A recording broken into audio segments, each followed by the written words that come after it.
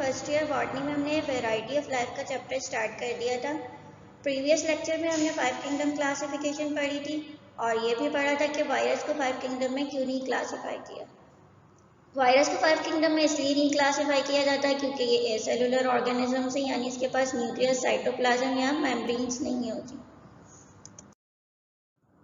तो आज हम वायरस की डिस्कवरी और इसके कैरेक्टरिस्टिक्स को पढ़ेंगे। वायरस क्या है? ये एक लैटिन वर्ड से डिराइव हुआ है, विनोम, जिसका मतलब क्या है? पॉइजन, यानी कि टॉक्सिक सब्सटेंसेस जो किसी भी चीज़ से कांटेक्ट करेंगे तो उसे कुछ ना कुछ नुकसान भी पहुंचाएंगे।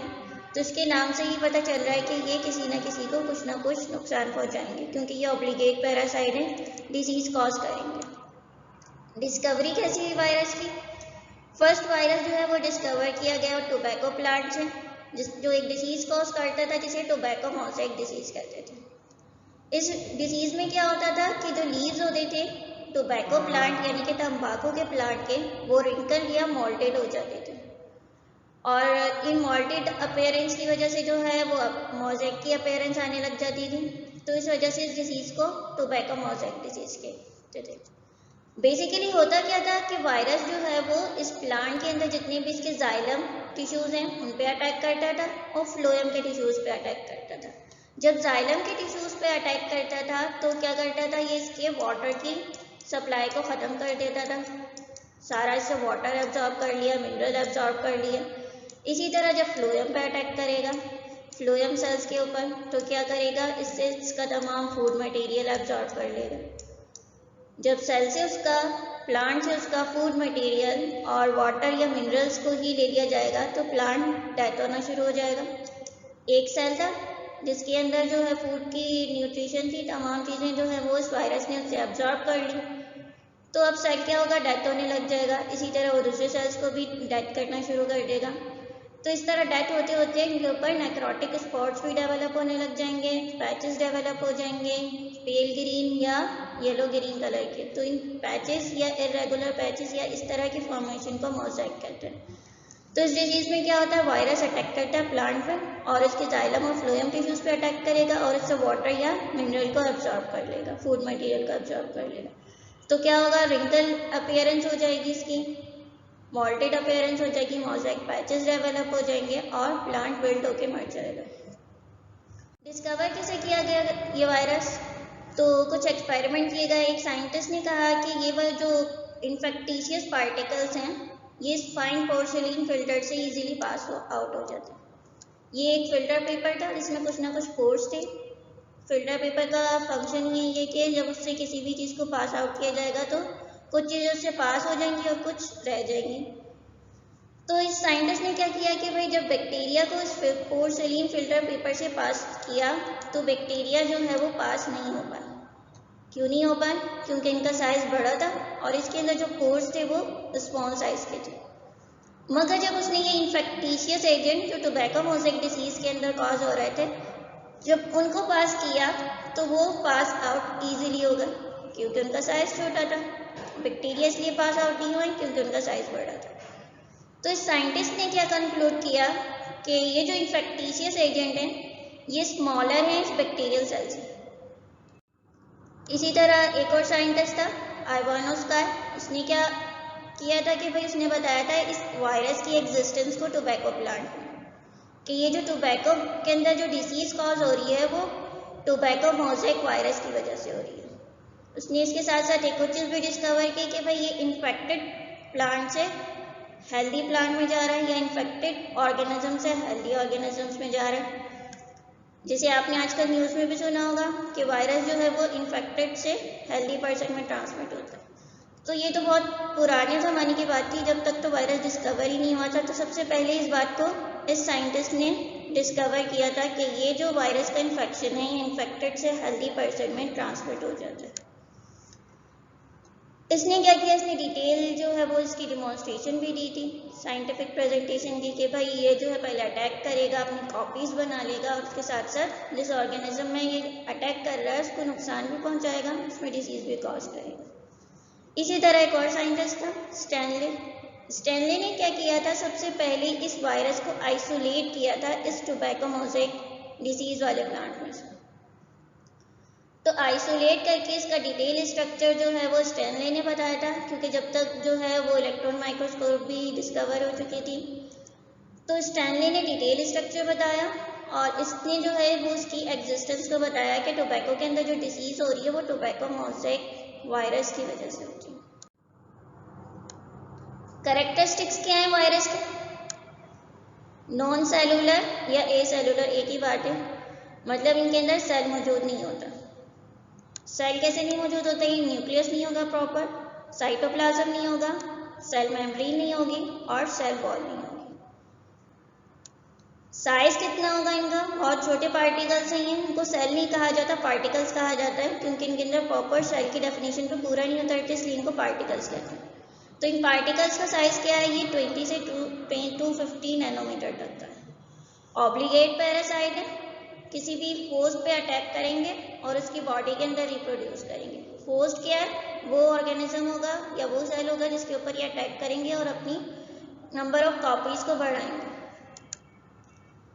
ट्रांजिशन स्टेज में बॉर्डर लाइन में लिविंग या नॉन लिविंग ऑर्गेनिजम्स की।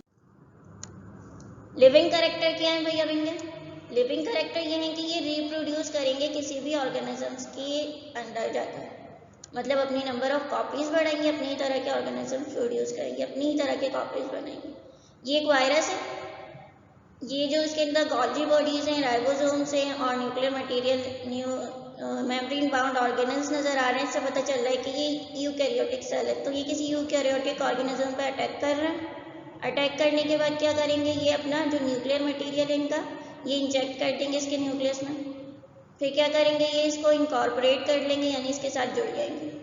अब जुड़ जाएंगे तो क्या करेगा? ये न्यूक्लियर मटेरियल इसके ऊपर कंट्रोल कर लेगा, इस पूरे सेल के ऊपर। अब ये जो है ये वाला नॉन फंक्शनल हो जाएगा और ये फंक्शनल रहेगा। अब ये फंक्शनल रहेगा तो ये सिर्फ और सिर्फ अपनी ही कॉपीज बनाना शुरू कर देगा।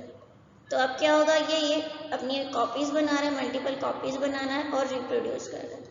तो लिविंग करेक्टर ये है कि ये इनसाइड होस्ट जो है वो लिविंग तस्वुर किए जाते हैं और अपनी कॉपीज बनाना शुरू कर देते हैं, रेप्लिकेट हो जाते हैं। नॉन लिविंग करेक्टर क्या है? कि ये क्रिस्टल की फॉर्म में कन्वर्ट हो जाते हैं। जैसे ही होस्ट से बाहर आएंगे तो ये इस फॉर्म में कन्वर्ट हो जाएंगे।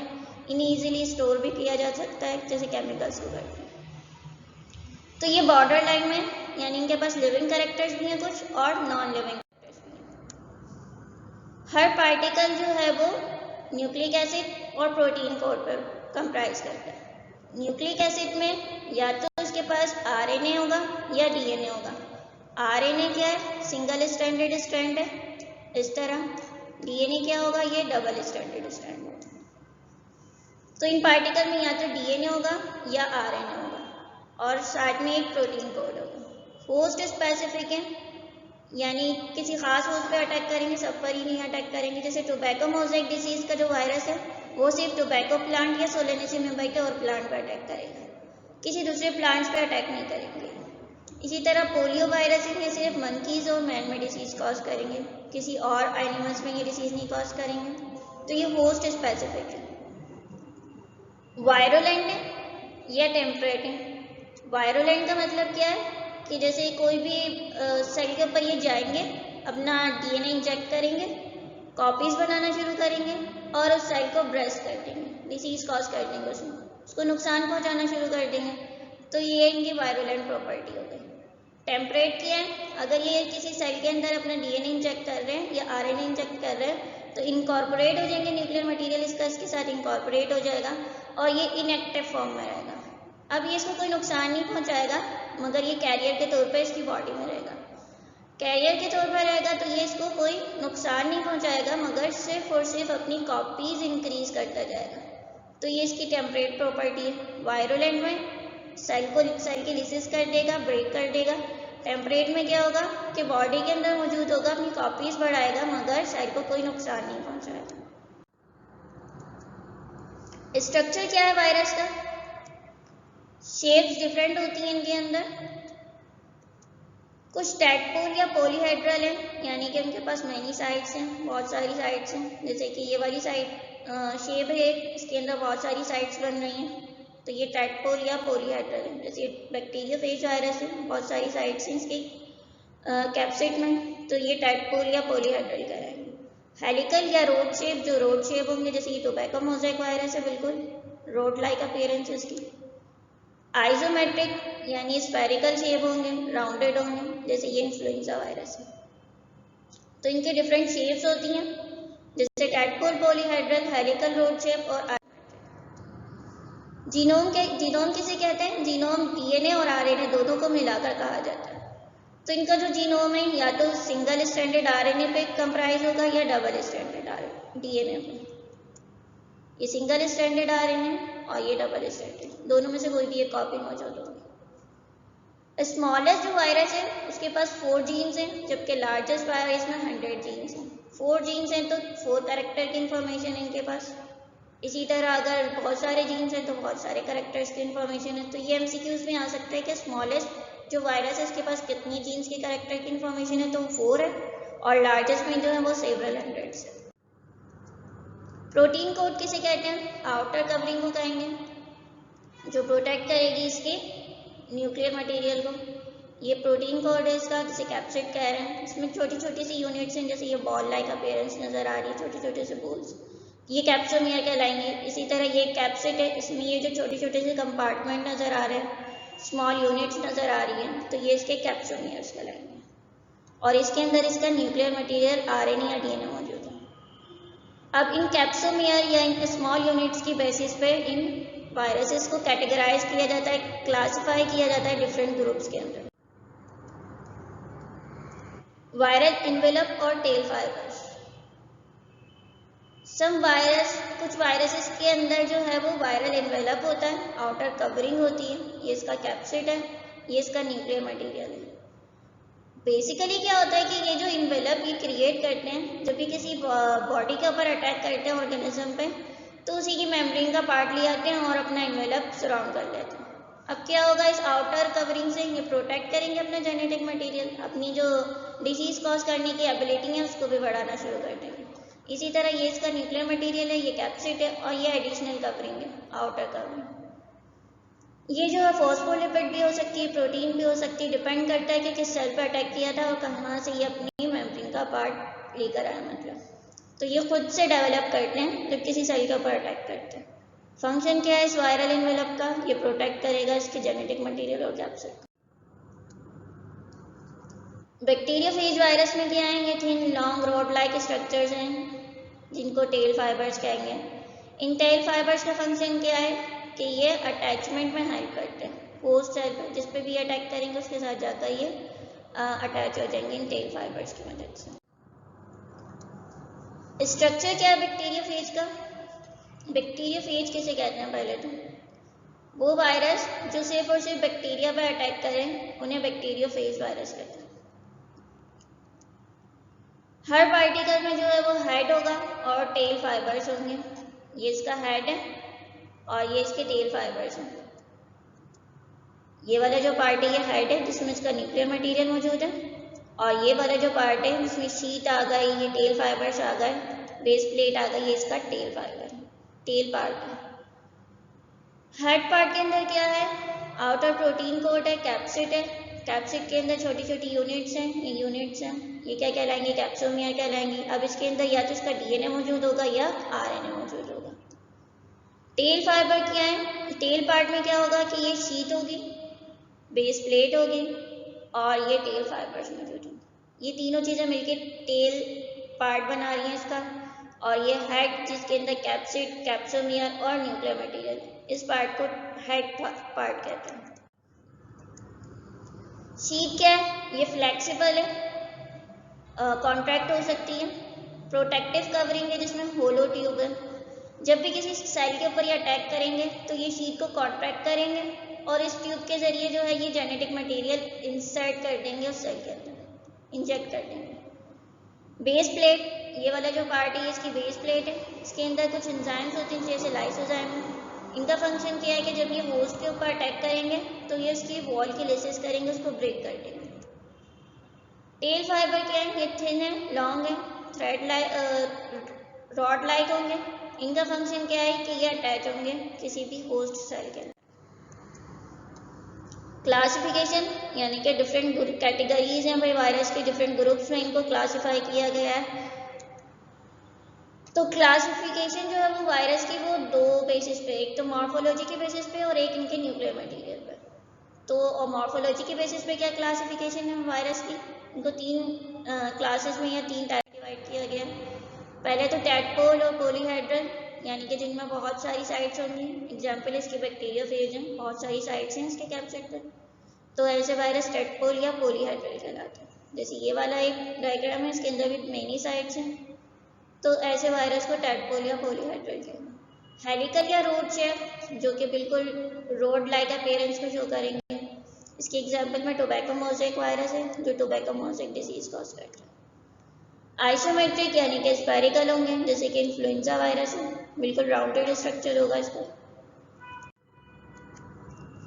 जेनेटिक मटेरियल के बेसिस पे भी इनकी डिफरेंट क्लासेस हैं, जैसे कि envelope plus strand RNA, envelope minus strand retrovirus, double strand RNA, small genome DNA, medium genome and large genome DNA virus, bacteriophage virus. 8 groups में इनको डिवाइड किया गया मजीद, सिर्फ और सिर्फ जेनेटिक मटेरियल के बेसिस पे।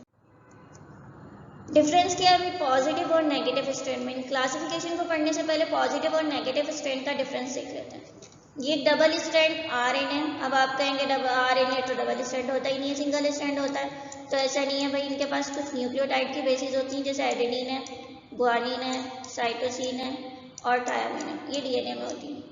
मगर ये जो थायामीन है इसकी जगह यूरेसिल मौजूद होता है आरएनए में, तो ये डबल स्ट्रैंड है। मगर इनके पास जो है वो इनकी न्यूक्लियोटाइड की जो सीक्वेंस है वो चेंज है, इसके अंदर यूरेसिल मौजूद होगा, तो इन्होंने मिलकर डबल स्ट्रैंड बना लिया। एक को पॉजिटिव कह रहे हैं, एक को नेगेटिव कह रहे हैं। तो आपने पहले वाले प्रीवियस चैप्टर्स में पढ़ा होगा कि ट्रांसक्रिप्शन का प्रोसेस होता है, ये डबल स्ट्रैंड ब्रेक होता है और सिंगल एमआरएनए बनाता है, इस प्रोसेस को ट्रांसक्रिप्शन कहते हैं। ये सब का सब तमाम प्रोसेस जो है वो न्यूक्लियस में होगा और एमआरएनए जो है वो न्यूक्लियस से बाहर मूव कर जाएगा साइटोप्लाज्म में। फिर ट्रांसलेशन का प्रोसेस होगा, ये एमआरएनए के ऊपर जो इन्फॉर्मेशन है इसको रीड की जाएगी और प्रोटीन की फॉर्मेशन होगी, जिसे क्या कहते हैं, ट्रांसलेशन का प्रोसेस कहते हैं। तो ये डबल स्ट्रैंड आरएनए जो है वो अनवाइंड होगा और सिंगल एमआरएनए का एक स्ट्रैंड बना लेगा। अब क्या होगा पॉजिटिव स्ट्रैंड में, क्या होगा कि ये जो पॉजिटिव स्ट्रैंड में एमआरएनए बनेगा ये डायरेक्टली प्रोटीन की फॉर्मेशन करवा देगा। कैसे प्रोटीन की फॉर्मेशन करा देगा भाई, क्योंकि यहाँ डायरेक्शन थोड़ी चेंज होगी। डायरेक्शन क्या है, यहाँ 5 प्राइम से 3 प्राइम्स की डायरेक्शन है और नॉर्मली इसी डायरेक्शन में क्या होता है, प्रोटीन सिंथेसिस होती है। तो पॉजिटिव स्ट्रैंड वायरस कौन से, जो कि डायरेक्टली एमआरएनए बनाए और प्रोटीन सिंथेसिस स्टार्ट करवा दें, तो ऐसे स्ट्रैंड को पॉजिटिव स्ट्रैंड कहते हैं। नेगेटिव स्ट्रैंड कौन से हैं, जैसे कि अब ये ग्रीन वाला जो एक नज़र आ रहा है आपको, ये वाला जो है ये डायरेक्टली जो है वो प्रोटीन सिंथेसिस नहीं करवाएगा, नेगेटिव स्ट्रैंड है, क्योंकि यहाँ डायरेक्शन क्या है, चेंज है, 3 प्राइम से 5 प्राइम से। ये जो 3 प्राइम या 5 प्राइम से कार्बन की पोजीशन, एक पे हाइड्रोक्सिल ग्रुप लगा होता है और एक के ऊपर फॉस्फोरस ग्रुप लगा होता है। तो आपको सिर्फ इतना याद रखना है कि यहाँ डायरेक्शन चेंज हो जाती है, जिसकी वजह से प्रोटीन सिंथेसिस नहीं हो पाती। तो क्या करेगा, अब ये आरएनए अपनी डुप्लीकेट कॉपी बनाएगा, कॉम्प्लीमेंट्री कॉपी बनाएगा। जब ये कॉम्प्लीमेंट्री या अपोजिट कॉपी बनाएगा तो वो इसी डायरेक्शन की होगी, इस डायरेक्शन की थी, अपोजिट बनेगी तो इस डायरेक्शन की होगी। तो अब ये वाला जो स्ट्रैंड है वो इस डायरेक्शन की कॉपी बनाएगा और प्रोटीन सिंथेसिस स्टार्ट हो जाएगी।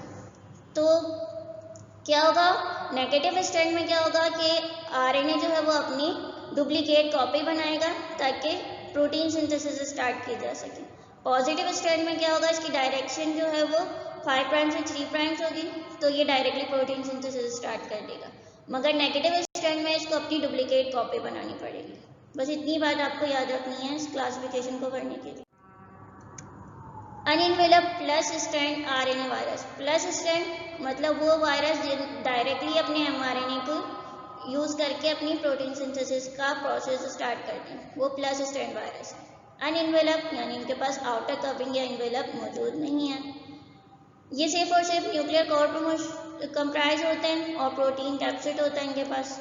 ये इसका न्यूक्लिक एसिड है और ये कैप्सिड है इनका।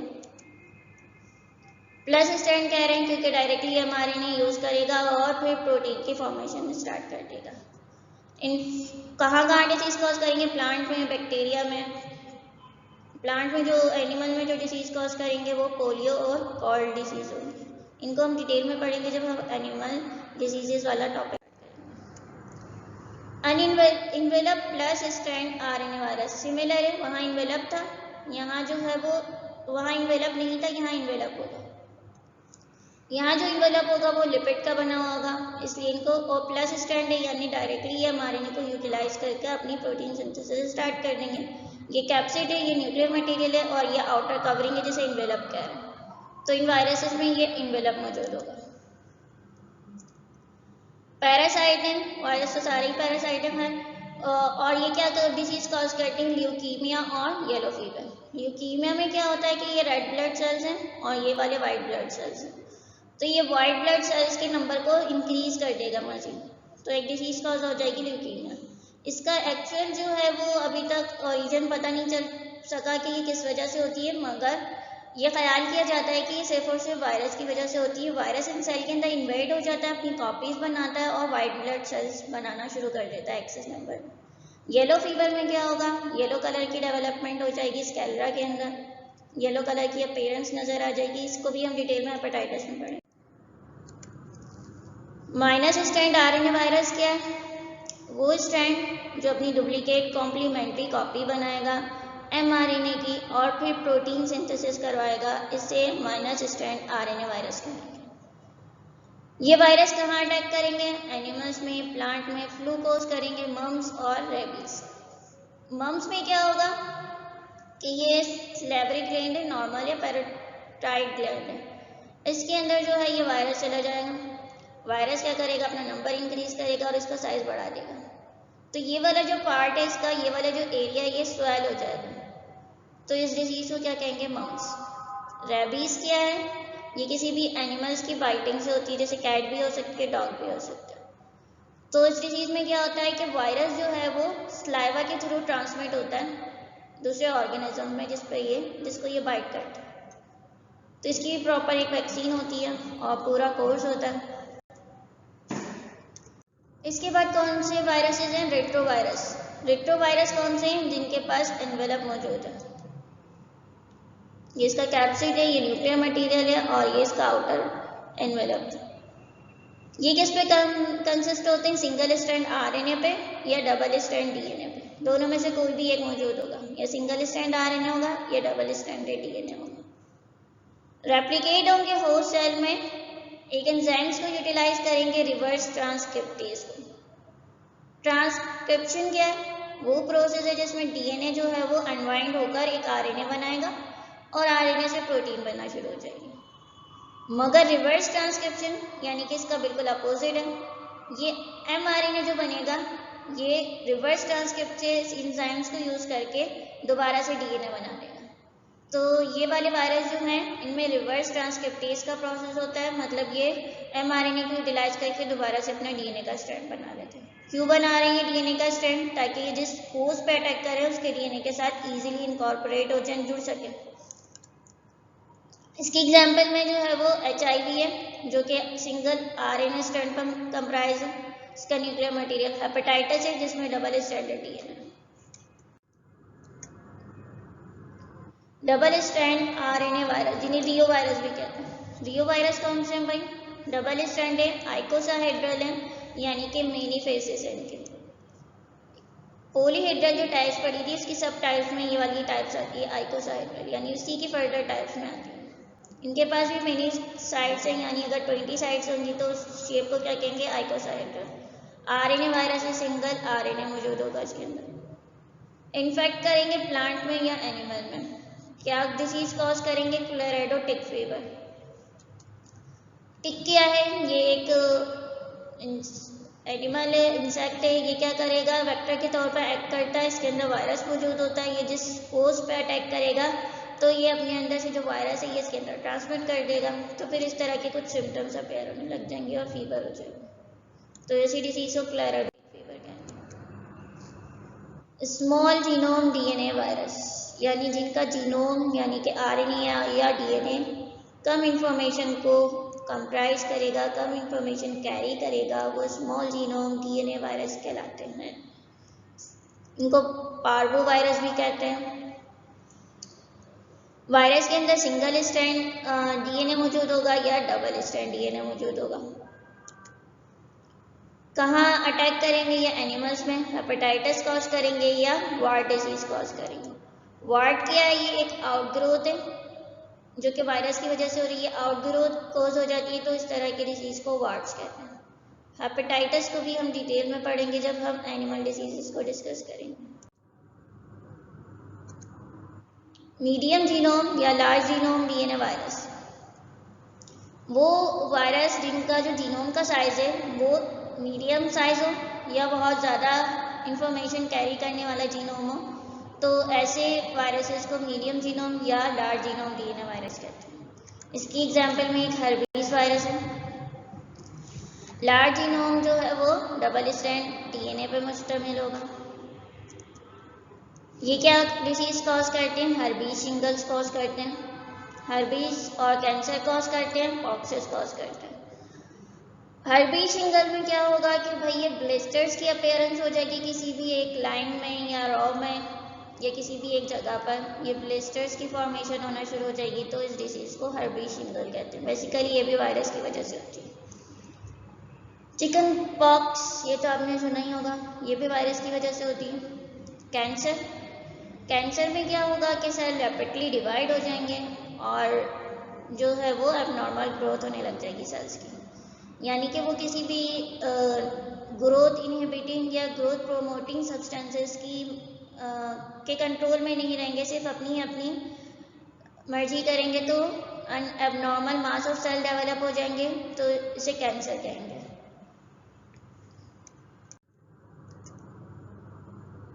बैक्टीरियोफेज क्या है, बैक्टीरियोफेज वो है वायरस जो सिर्फ और सिर्फ बैक्टीरिया पे अटैक करेंगे। इनके पास डीएनए मॉलिक्यूल है, हेड पार्ट है जिसके अंदर इनका कैप्सिड है जिसमें न्यूक्लियर मटेरियल है, डीएनए या आरएनए। इसी तरह इनका टेल फाइबर्स है जिसके अंदर इनका कॉलर है, शीथ है, बेस प्लेट है और टेल फाइबर्स है। शीट का काम क्या है कि ये कॉन्ट्रैक्ट होगी, जब किसी भी सेल के ऊपर अटैक करेगी तो शीट को कॉन्ट्रैक्ट करेंगे और होलो ट्यूब के जरिए जो है वो अपना न्यूक्लियर मटेरियल उसके अंदर इंजेक्ट कर देंगे। इसी तरह टेल फाइबर्स जो हैं वो रॉड लाइक स्ट्रक्चर्स हैं, किसी भी सेल के ऊपर अटैच होंगे तो अटैक करेंगे तो अटैचमेंट का काम करेंगे। इसी तरह जो है इनके पास जो है ये बेस प्लेट है, इस बेस प्लेट के अंदर क्या है, कुछ एंजाइम्स मौजूद हैं। इन एंजाइम्स का फंक्शन क्या है कि जब किसी भी होस्ट सेल के ऊपर अटैक करेंगे तो उसकी वॉल को रप्चर कर देंगे। तो ये बैक्टीरियोफेज वायरस कौन से वायरस हैं, वो वायरस जो सिर्फ और सिर्फ बैक्टीरिया पर अटैक करें। तो एग्जाम में जो है वो ये क्वेश्चन आ सकता है कि भाई वायरस को 5 किंगडम्स में क्यों नहीं क्लासीफाई किया, तो उसको मैंने प्रीवियस लेक्चर में भी डिस्कस किया था कि वो एसेलुलर ऑर्गेनिजम्स हैं, यानी इनके पास सेल नहीं है प्रॉपर, और इनको सेल नहीं कहते, वायरस सेल कभी भी नहीं कहा जाता, वायरस पार्टिकल्स कहा जाता है। तो वायरस पार्टिकल्स जो हैं वो एसेलुलर हैं और ऑब्लिगेट पैरासाइट हैं और लिविंग कैटेगरीज में पूरा नहीं उतरते क्योंकि इनके पास दोनों कैरेक्टर्स हैं, लिविंग ऑर्गेनिजम्स के भी और नॉन लिविंग ऑर्गेनिजम्स के भी। लिविंग कैरेक्टर्स क्या हैं कि जब ये किसी होस्ट सेल में जाएंगे तो अपनी कॉपीज को बढ़ाना शुरू कर देंगे। नॉन लिविंग कैरेक्टर क्या है कि जब ये किसी होस्ट के बाहर होंगे तो वो क्रिस्टल्स की फॉर्मेशन कर देंगे और जो है वो इन्हें किसी भी चीज़ में इजीली पैक किया जा सकता है, बॉटल्स वगैरह। तो कभी भी वायरस सेल को वायरस सेल नहीं कहते बल्कि वायरस पार्टिकल कहते हैं। इसी तरह हमने जो है वो वायरस की डिस्कवरी को पढ़ा कि वायरस को डिस्कवर कहाँ किया गया, तो ये एमसीक्यूज में आ सकता है कि सबसे पहला जो वायरस रिपोर्ट हो वो कौन सा था। तो सबसे पहला वायरस कौन सा है, टोबैको मोज़ेक वायरस है, जो कि एक डिसीज कोज करता है, टोबैको मोज़ेक डिसीज। इसके अंदर जो आरएनए का स्ट्रैंड होता है वो आरएनए होता है जो न्यूक्लियर मटेरियल होता है इसका। इसी तरह एक और एमसीक्यूज भी आ जाती है कि टोबैको मोज़ेक वायरस की शेप क्या है कि वो राउंड रोड शेप होते हैं। बैक्टीरियोफेज की कभी डेफिनेशन आ जाती है, इसकी डायग्राम आ जाती है। अब तो इसकी डायग्राम को भी प्रॉपर वे में बना के इसको लेबल किया जाता है। तो आज का लेक्चर हमारा यहाँ तक था और नेक्स्ट लेक्चर में हम जो है वो लिटिक और लाइसोजेनिक साइकिल को पढ़ेंगे और कुछ एनिमल डिसीजेस को पढ़ेंगे। लिटिक साइकिल में क्या होगा कि जो है वो लिसिस हो जाएगी सेल की, न्यूक्लियर मटेरियल इसका इनकॉर्पोरेट हो जाएगा उस सेल के साथ जाकर अपनी कॉपीज़ बनाने लग जाएंगे। कॉपीज़ बनाने के बाद उस सेल को ब्रेक कर देंगे यानी लिसिस कर देंगे। इसी तरह लाइसोजेनिक साइकिल क्या है, वो टेम्परेट वाला कंडीशन होगी इसके अंदर कि वो उसके होस्ट के साथ जाके इनकॉर्पोरेट होंगे और इनएक्टिव फॉर्म में मौजूद रहेंगे। तो इन्हें कैरियर भी कहा जाता है कि यानी ये मौजूद तो हैं उस बॉडी के अंदर मगर कोई डिसीज़ कॉज नहीं कर रहे, उनको कोई नुकसान नहीं पहुंचा रहा, मगर जब उनका मूड होगा दोबारा से डिसीज़ कॉज करने का तो वो दोबारा से लिटिक साइकिल में आ जाएंगे। तो नेक्स्ट लेक्चर में हम लिटिक और लाइसोजेनिक और एनिमल डिसीजेस को डिस्कस करेंगे। जब तक के लिए खुदा हाफिज़।